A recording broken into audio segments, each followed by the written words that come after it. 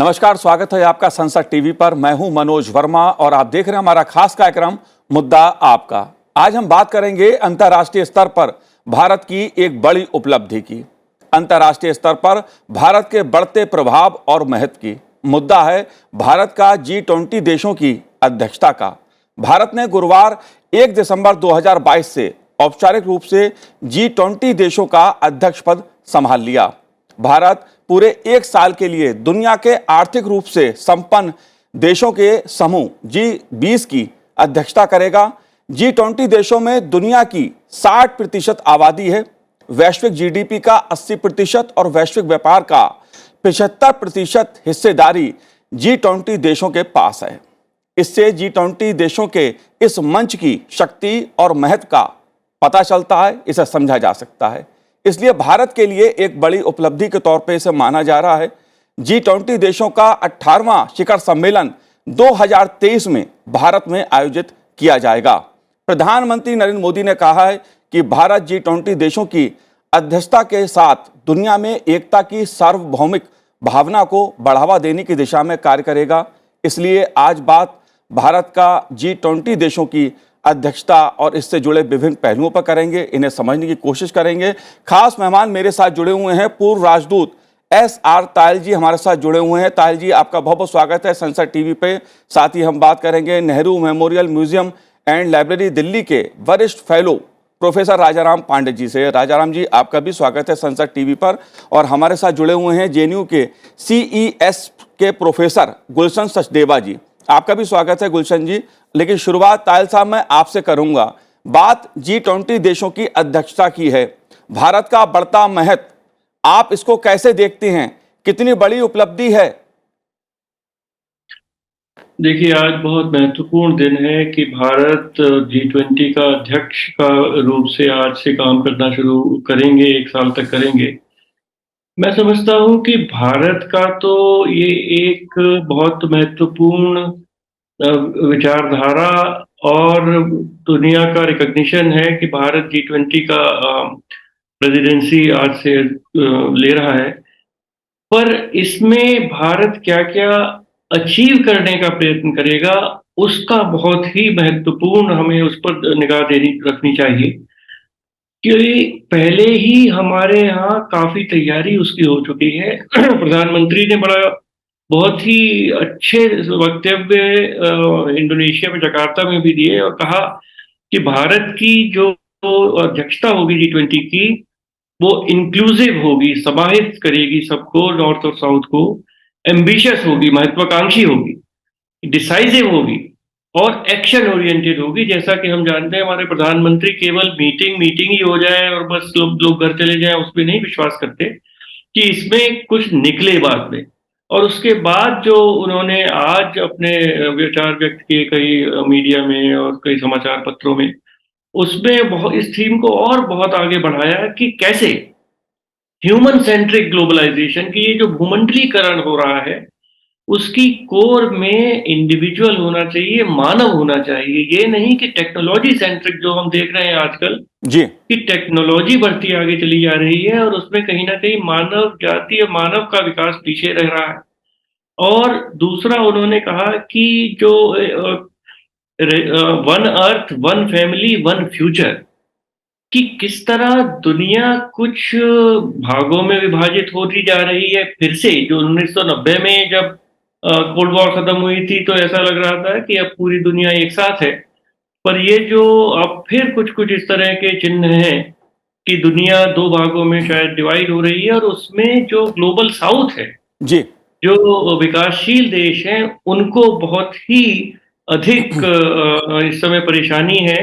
और जैसा प्रधानमंत्री ने कहा कि कुछ मुद्दे ऐसे हैं, जैसे ग्लोबल सप्लाई ऑफ खाना, फूड, फर्टिलाइजर्स, उनको पॉलिटिक्स से परे रखना चाहिए, क्योंकि अगर वो पॉलिटिक्स के नीचे आते हैं तो नुकसान डेवलपिंग कंट्रीज का होता है, जो पुअर कंट्रीज हैं, जो डेवलपिंग है, उनका होता है। जी, और आज श्री जयशंकर ने एक बहुत अच्छा एक G20 यूनिवर्सिटीज में एक भाषण दिया था जो बहुत ही अच्छा था। और उसमें उन्होंने कहा कि इस समय जो दुनिया जिस मोड़ पर खड़ी हुई है, a very challenging times in world politics and an inflection point, जी क्योंकि कोविड का संकट तो पिछले 3 साल से था ही, एक यूक्रेन के संकट की वजह से और उस दुनिया भर की जो अर्थव्यवस्थाएं हैं वो सब उनको झकझोर दिया गया है। और ये भी विश्व देख रहा है कि देखिए G20 है तो इकोनॉमिक इश्यूज के लिए, जी पर सिक्योरिटी इश्यूज का इकोनॉमी पे बहुत असर पड़ता है, जो हम देख रहे हैं यूक्रेन के संदर्भ में, कोविड के संदर्भ में। जी और इस तरह इंडो पैसिफिक किस तरफ आगे बढ़ रहा है, चाइना की तरफ जा रहा है, उन सब चीजों का भी दुनिया की, विश्व की इकोनॉमी पे, सप्लाई चेन्स पे बहुत अधिक जी असर पड़ने वाला है। तो मुद्दे बहुत हैं जी और ये भारत सब के साथ मिलकर काम करेगा, ये भी प्रधानमंत्री ने कहा जी कि कंसेंसस बेस जी आगे बिल्कुल बढ़ेगा। बिल्कुल बिल्कुल। गुलशन सचदेवा जी, आज दुनिया के सामने जिस तरह की चुनौतियां हैं, वो चाहे आर्थिक चुनौती हो, पर्यावरण की चुनौती हो, एनर्जी से जुड़ी, ऊर्जा से जुड़ी चुनौतियां हो, तमाम तरह की चुनौतियां आज दुनिया के सामने हैं। या रूस या यूक्रेन के बीच जो युद्ध चल रहा है और दूसरे जो टकराव की स्थिति दुनिया के कई देशों में नजर आती है, उसके बीच G20 देशों की अध्यक्षता भारत के पास,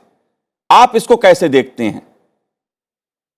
थैंक यू। बिल्कुल आपने सही कहा कि देखिए, जैसे अम्बेसडर त्याल जी बता रहे थे कि जब G20 का गठन हुआ था, उसका मुख्य मुद्दा यही था कि जो फाइनेंशियल और इकोनॉमिक इश्यूज है उनको कैसे डील किया जाए। और ये मुद्दे ये भी माना गया था कि जो विकसित देश हैं, जैसे G7 का ग्रुप था, बीच में G8 भी हो गया था जब रूस भी उसका हिस्सेदार था, तो वो सिर्फ जो दुनिया की आर्थिक समस्याएं हैं उनको नहीं सुलझा सकते हैं। उसके लिए और बड़े जो देश हैं, चाहे वो चीन है, भारत है, इंडोनेशिया है, ब्राजील है, जब तक वो भी उसके अंदर नहीं आएंगे जी तो पूरी दुनिया की समस्याओं को नहीं सुलझाया जा सकता। उसके बाद से दो मुख्य जो दिक्कतें थी, चाहे वो 2007-8 का जो क्राइसिस था या उसके बाद जो यूरोजोन क्राइसिस था, उन दोनों समस्याओं से जूझने के लिए G20 के देशों के समूह ने काफी सकारात्मक वहां पे रोल अदा किया था। तो अभी जिस तरह की जो दिक्कतें हैं, चाहे वो एनर्जी क्राइसिस है, चाहे वो फूड क्राइसिस है, या जिस तरह की जियोपॉलिटिकल टेंशन अभी यूक्रेन के कारण बनी हुई है, या इंडो पैसिफिक के अंदर जो टेंशन्स हैं, अब ये सारी टेंशन जो है उसके चलते हुआ ये है कि अब देखें यूरोप के अंदर और अमेरिका के अंदर जिस तरह की महंगाई की स्थिति है और जिस तरह के अनिश्चितता का माहौल पूरे एनर्जी के मार्केट के अंदर है, वो एक सबसे बड़ा मुद्दा आने वाले महीनों में और सालों में बना रहे। और उसके अंदर ये है कि ये समस्याएं, चाहे वो 207-8 की थी या यूरो क्राइसिस थी, जो अभी भी जो समस्या है, वो समस्याएं पैदा हुई हैं मुख्य तौर से विकसित देशों के अंदर, लेकिन उसका जो खामियाजा है वो भुगतना पड़ रहा है बहुत से विकासशील देशों को, चाहे जिस तरह की भी एनर्जी क्राइसिस है और जो जियोपॉलिटिकल टेंशन सारी बनी है उसके जो परिणाम भुगतने पड़ रहे हैं। तो भारत की मुझे लगता है, क्योंकि भारत के संबंध सभी देशों के साथ अच्छे हैं, तो उसके चलते भारत की ये भूमिका रहेगी किस तरह से इन टेंशन को कम किया जाए। और ये जो अनिश्चितता का माहौल है और एनर्जी में, और जिस तरह से जो दिक्कतें पूरी दुनिया को, क्योंकि अगर आप इंडोनेशियन प्रेसिडेंसी देखें तो उस टाइम उनका जो नारा था कि रिकवर टुगेदर स्ट्रॉन्गर, रिकवर करेंगे हम लोग, अब वो रिकवरी से दूर होके दोबारा से फिर जो है प्रॉब्लम आनी शुरू हो गई पूरी दुनिया की अर्थव्यवस्था को। और उसके चलते जो पूरे सस्टेनेबल डेवलपमेंट गोल्स हैं उसके जो टारगेट्स है वो पीछे चले गए हैं, जो एनर्जी ट्रांजिशन के टारगेट्स है वो बदल रहे हैं पूरी दुनिया के अंदर।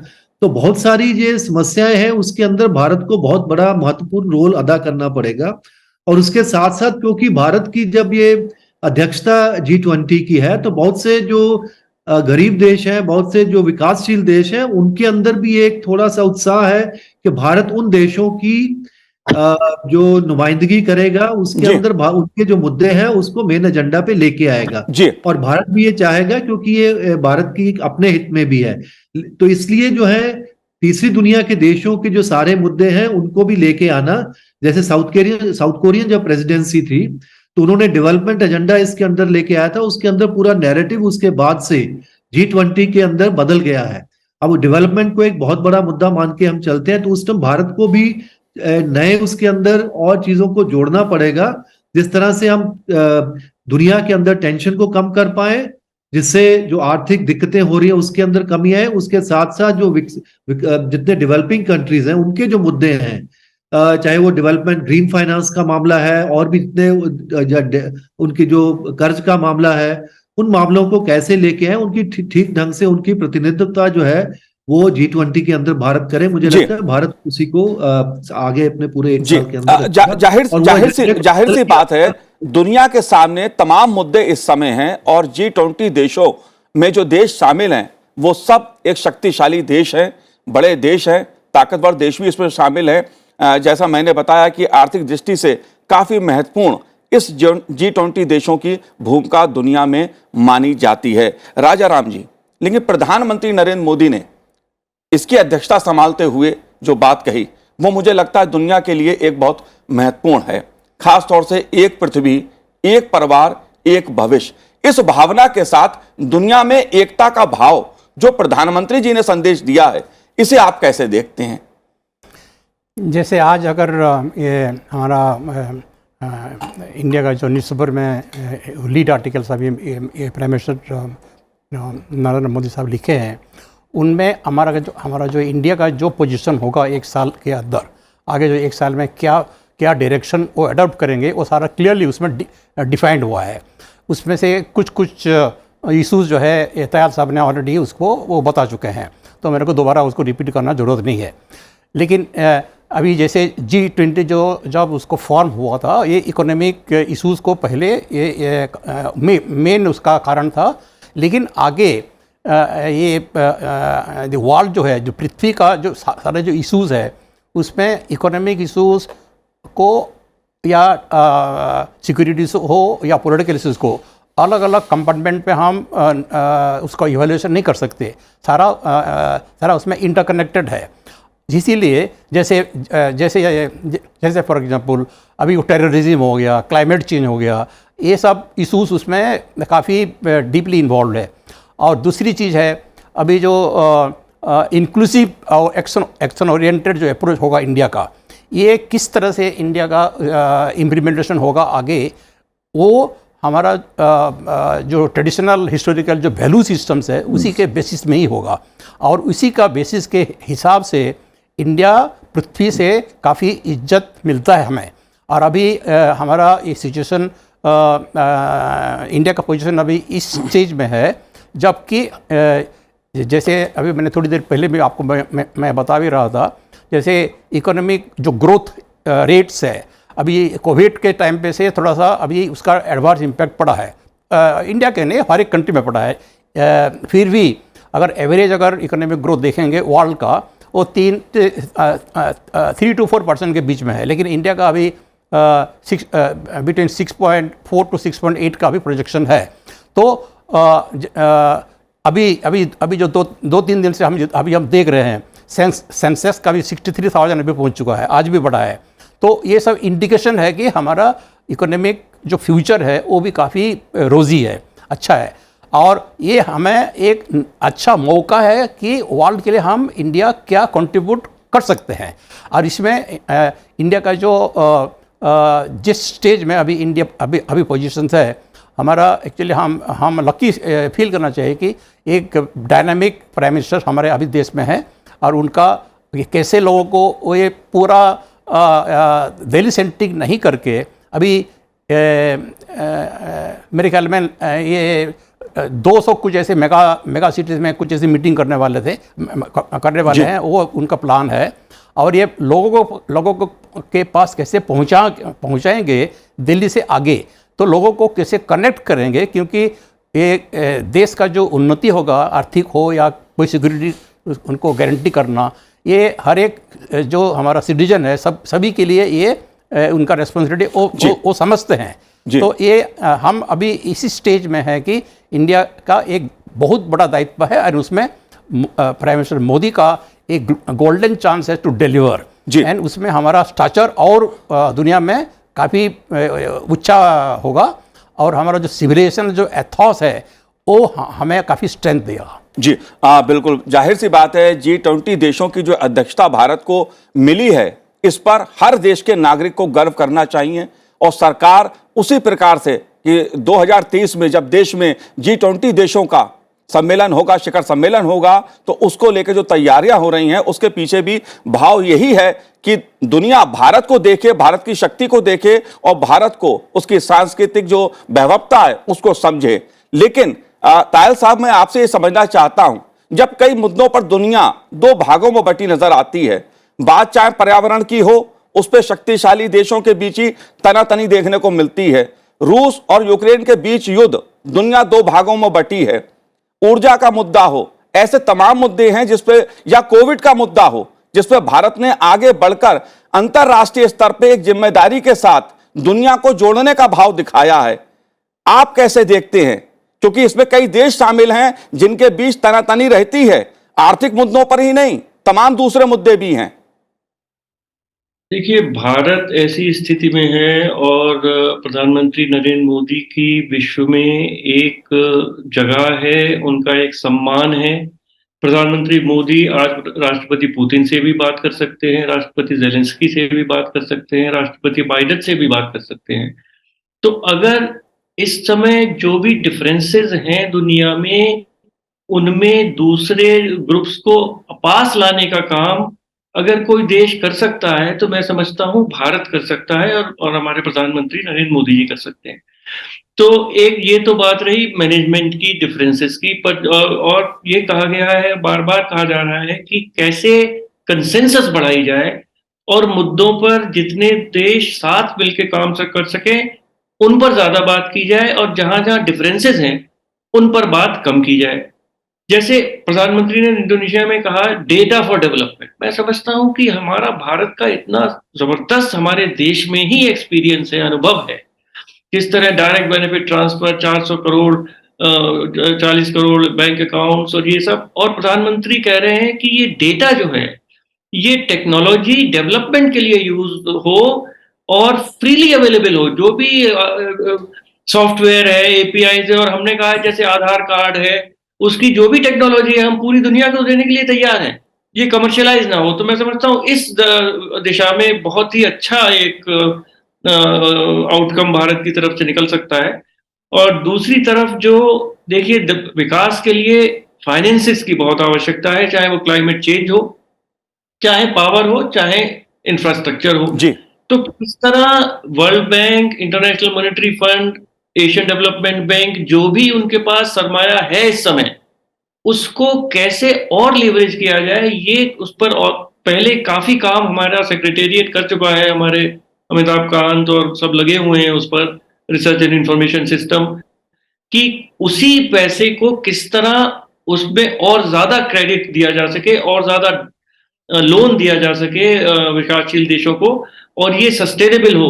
तो मैं ये कहने का प्रयत्न कर रहा हूं कि कई दिशाओं में प्रगति संभव है और भारत के जो भी शेरपा और पूरी टीम्स लगी हुई हैं, पहले ही उन्होंने काफी काम इस पर कर लिया है जी। और मुझे बहुत उम्मीद है और विश्वास है कि कई दिशाओं में बहुत टेंजिबल आउटकम्स निकलेंगे जिससे विकासशील देशों का भी बहुत लाभ होगा। जी। गुलशन सचदेवा जी, एक बहुत महत्वपूर्ण मुद्दा है और वो मुद्दा ये है कि भारत ने जिन मुद्दों पर को लेकर दुनिया का नेतृत्व किया, एक तरह से चाहे बात कोविड की मैं करूं या रूस और यूक्रेन के बीच जो युद्ध हो रहा है उसमें, चाहे शांति की बात हो, जिस तरह से भारत ने ऐसे मुद्दों पर पहल की है, पर्यावरण के मुद्दे पे भारत ने दुनिया को जोड़ने की पहल की है, एनर्जी के मुद्दे पे दुनिया को जोड़ने की पहल की है, इस भाव को आप कैसे देखते हैं? क्योंकि 2023 में जब भारत में शिखर सम्मेलन होगा 18वां, तो दुनिया की नजरें भारत पर हैं। आप कैसे देखते हैं इस मुद्दे को? नहीं, आपने बिल्कुल सही कहा कि जब भारत इतने बड़े, इतने पावरफुल ग्रुप का अध्यक्षता कर रहा है तो पूरी दुनिया भारत की ओर देख रही है और ये जानने की कोशिश कर रही है कि भारत किस तरह से दुनिया की जितनी बड़ी दिक्कतें हैं, जितनी बड़ी प्रॉब्लम्स हैं, उसमें एक तो किस तरह से योगदान कर सकता है उनका समाधान में और किस तरह से लीडरशिप रोल उसके अंदर अदा करने की कोशिश करेगा। अब 3-4 बड़े मुद्दे जैसे आपने कहा, एक सबसे बड़ा मुद्दा जियोपॉलिटिकल टेंशंस को छोड़ दीजिए अगर वो, क्योंकि उसके और भी बड़े इंस्टीट्यूशंस हैं जहां पे चाहे वो यूएन सिक्योरिटी काउंसिल हो, या यहाँ दूसरी बात हो, अगर आप खास तौर से जो मुद्दे जुड़े हुए हैं सीधे तौर से G20 से, चाहे वो सस्टेनेबल डेवलपमेंट गोल्स का मामला हो, चाहे वो एनर्जी ट्रांजिशन का मामला हो, चाहे जैसे अभी 2023 का जो साल है उसमें काफी ये अभी अटकलें लगाई जा रही हैं कि दुनिया के जो बड़ी अर्थव्यवस्था है उसके अंदर उनको रिसेशन की सामना करना पड़ सकता है, और वहां पे अभी जो काफी महंगाई की स्थिति बनी हुई है। तो इन सारे मुद्दों में और इन सब का जो प्रभाव है वो पूरे डेवलपिंग कंट्रीज के ऊपर पड़ रहा है। तो भारत किस तरह से इस पूरे बड़े, जैसे आपके जो आपने डाटा बताया कि 70-80% जो है भारत दुनिया की जो पूरी अर्थव्यवस्था है, व्यापार है, टेक्नोलॉजी है, फॉरेन डायरेक्ट इन्वेस्टमेंट है, वो सभी इन G20 की जो देश हैं इन्हीं के द्वारा, इन्हीं के कंट्रोल में है। तो उसमें उन सारे बड़े देशों की बड़ी अर्थव्यवस्थाओं की नेतृत्व करते हुए, साथ में उनके जो मतभेद हैं उनको कम करते हुए और विकासशील देशों के मुद्दों को आगे करते हुए, और उसके साथ साथ भारत की जो अपनी उभरती हुई शक्ति है, क्योंकि ये भी अब सब लोग मान रहे हैं कि एक तो भारत बहुत तेजी से बढ़ती हुई अर्थव्यवस्था है जी। उसके साथ साथ भारत की बहुत यंग पॉपुलेशन है, और टेक्नोलॉजी के बहुत सारे ऐसे एरियाज हैं जैसे दयाल जी बता रहे थे जिसके अंदर भारत ने काफी तरक्की की है और पूरी दुनिया ने उसको माना है कि भारत के पास वो टेक्नोलॉजी अवेलेबल है। तो उसमें और किस तरह से भारत अपने जो एक्सपीरियंस है, अपने अनुभव है, वो दूसरे देशों के साथ साझे कर सकता है, और उन सब मुद्दों को लेते हुए भारत एक बहुत ही आई थिंक इम्पोर्टेंट महत्वपूर्ण रोल अदा करते हुए इस पूरे सिर्फ एक साल की बात नहीं है, एक साल के अंदर तो क्योंकि कुछ मुद्दे जो हैं वो कंटिन्यूएशन में आते हैं और जो ट्रोयका वाली इसकी बात है, लेकिन उसमें बात यह है कि इससे पहले भी इंडोनेशिया एक विकासशील देश था, इसके बाद की जो G20 है वो भी विकासशील देश के पास हो जाने वाली है। तो इसलिए जो विकासशील देशों के जो खास मुद्दे हैं उनको बड़ी अर्थव्यवस्थाओं के साथ जोड़ते हुए और बड़ी अर्थव्यवस्थाओं के जो उनके मुद्दे हैं वो मुद्दों को भी G20 के अंदर अपना नेतृत्व देते हुए भारत उनको, मुझे लगता है, एक अच्छी जो है लीडरशिप प्रदान करने की कोशिश करेगा, और दुनिया के सामने जो बहुत जटिल समस्याएं हैं उन सब समस्याओं का किस तरह से मेलजोल करके लोगों से बातचीत के द्वारा, वही बात प्रधानमंत्री जी ने आज अपने जो लेख उन्होंने लिखा है, सब अखबारों में छपा है, पूरी दुनिया के अखबारों में छपा है, उसमें पूरी दुनिया को वही संदेश देने की कोशिश की है कि भारत की जो अपनी डेमोक्रेसी है, भारत की जो अपनी परंपरा है, भारत की जो अपना इतिहास है, उन सब से, और भारत का जो हमारा अपना डेवलपमेंट का एक्सपीरियंस है, उन सब से जो हमको सीख मिली है उससे हम सीखते हुए पूरी दुनिया के साथ मिलजुल के पूरी दुनिया को आगे बढ़ाने की कोशिश करेंगे। यही मुझे लगता है भारत की G20 की जो अध्यक्षता होगी उसका परिणाम एक साल के बाद आएगा, और जो मुद्दे मुझे लगता है भारत उठाएगा वो सिर्फ एक साल के में ही खत्म नहीं हो जाएंगे, उसके दूरगामी परिणाम G20 के पूरे नैरेटिव पे, उसके एजेंडा पे आने की मुझे पूरी उम्मीद है कि उसी के अंदर भारत का पूरा उसकी जो है फोकस रहेगा।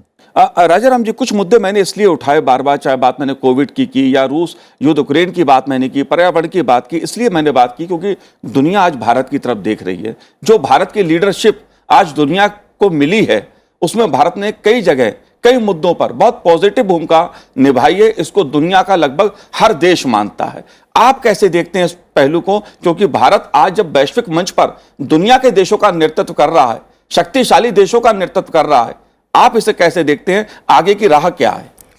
देखिए, प्राइम मिनिस्टर मोदी जो कुछ भी बात करते हैं वो अपना खुद का बात नहीं करते हैं, वो 1.3 बिलियन पॉपुलेशन के बिहाफ से बात करते हैं। तो दुनिया को ये मालूम है कि 1.3 बिलियन पॉपुलेशन का ये बात किसी तरह उसमें कुछ गहराई जरूर होगा। और जैसे कोई भी फैमिली में कोई डिफरेंस तो होता ही, फैमिली भी के अंदर होगा तो देशों के रीजन में भी डिफरेंस होता है। जैसे कुछ ऐसे, जैसे इकोनॉमिक डेवलपमेंट एजेंडा तो प्राइम एजेंडा है ही, लेकिन कुछ जैसे सिक्योरिटी इशूज़ में कुछ डिफरेंसेस हमारे रीजन में भी है। जैसे फॉर एग्जांपल साउथ चाइना सी का इशूज़ है, ताइवान अभी तो थोड़ा सा भी हॉटस्पॉट बोल रहे हैं, फ्लैश पॉइंट बोल रहे हैं, कोरियन पेनिनसुला का भी इशूज़ है। तो ये इसको जैसे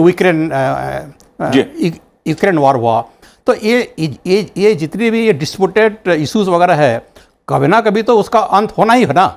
ये नहीं कि परमानेंटली इट विल कंटिन्यू। तो अभी ये इंडिया उसमें क्या पॉजिटिव रोल प्ले कर सकता है, ये अच्छा मौका है, क्योंकि दुनिया अभी इंडिया का वॉइस का जो इम्पैक्ट है उसको काफ़ी इम्पोर्टेंस देते हैं। और इंडिया को भी अभी ये अच्छा मौका है कि ये कैसे पॉजिटिवली, जैसे आज का पेपर में जो प्राइम मिनिस्टर मोदी लिखे हैं, एक्शन ओरिएंटेड इंक्लूसिव, मीन्स ये सब लोगों को मिलजुल के साथ लेके उसका कोई भी इशू का ऐसे डिस्प्यूटेड हो, कोई टेंशन हो, कोई कन्फ्लिक्ट हो, ये परपेचुअली फॉर एवर इसको छोड़ना ही नहीं है, उसका कुछ ना कुछ सॉल्यूशन निकलना है। इसी को ये एक साल के अंदर प्राइम मिनिस्टर मोदी किस तरह से उसको एड्रेस करते हैं, ये बहुत बड़ा एक चैलेंज भी है और बहुत बड़ा अपॉर्चुनिटी भी है। और इसी को अगर इफेक्टिवली अगर हम कर सकते हैं तो हमारा इंडिया का पोजीशन वर्ल्ड के आइज में और एलिवेट होगा जी। तो ये जो G20 का जो प्रेसिडेंसी का जो अभी आया है हमारे पास, ये सब लोगों को हर एक इंडियन सिटीजन को एक गर्व से महसूस होना चाहिए। जी बिल्कुल। लेकिन तायल साहब, एक मुद्दा और है जो दुनिया के सामने है, जो अक्सर उठ के सामने आता रहा है। G20 देशों की जो भूमिका है, जो उभर के सामने आ रही है, जो G20 देशों का मंच है, वो कहीं ना कहीं अधिक शक्तिशाली लग रहा है। और दुनिया के सामने जो चुनौतियां हैं, यूएन से ज्यादा अधिक सक्रिय भूमिका निभा रहा है। क्या इस मुद्दे को आप स्वीकार करेंगे? क्या जो G20 देश हैं, जो G20 का मंच है, इसकी भूमिका और मजबूत होनी चाहिए और आगे बढ़नी चाहिए? आप कैसे देखते हैं इस मुद्दे को? मैं समझता हूं कि जैसा प्रधानमंत्री जी ने भी कहा कि यूनाइटेड नेशंस इस समय जो गंभीर मुद्दे हैं उन पर दुनिया को साथ लाकर और कुछ उनका सॉल्यूशन निकालने में असमर्थ रहा है। और G20 में हर एक देश जो प्रभावशाली है, जिसमें कुछ करने की कैपेसिटी है, वो सब मौजूद हैं। तो G20 को एक ऑल्टरनेटिव के रूप में मैं समझता हूँ पहले यूनाइटेड नेशंस के कार्य करेगा। इकोनॉमिक इश्यूज पे तो हमेशा किया ही है, और जो हमने 2008 में देखा और उसके बाद भी देखा, पर शायद अब सिक्योरिटी के साथ जो जुड़े हुए मुद्दे हैं उनमें भी G20 के मंच पर शायद अधिक प्रभावशाली नतीजे निकलें जी यूनाइटेड नेशंस के मंच पर। जी तो ये एक जरूर यूनाइटेड नेशंस दिखना चाहिए। जी बिल्कुल। बिल्कुल। जैसे जैसे भारत के पास ये अध्यक्षता आई है G20 देशों की, और तमाम मुद्दे जो दुनिया के सामने हैं, भारत का जो संदेश है, प्रधानमंत्री नरेंद्र मोदी का जो संदेश है कि दुनिया को जोड़ते हुए, साथ चलते हुए, शांति के साथ सभी विकास करें, एक पृथ्वी, एक परिवार और एक भविष्य के ध्यान में रखते हुए, जाहिर तौर पर G20 देशों का शिखर सम्मेलन जो भारत में होगा, वो दुनिया को और भारत को एक नई दिशा प्रदान करेगा। आप तीनों ने इस कार्यक्रम में भाग लिया, संसद टीवी से बात की, बहुत बहुत शुक्रिया, बहुत बहुत धन्यवाद हमसे बात करने के लिए। तो आज इस कार्यक्रम में इतना ही, मुझे दीजिए आज्ञा, नमस्कार।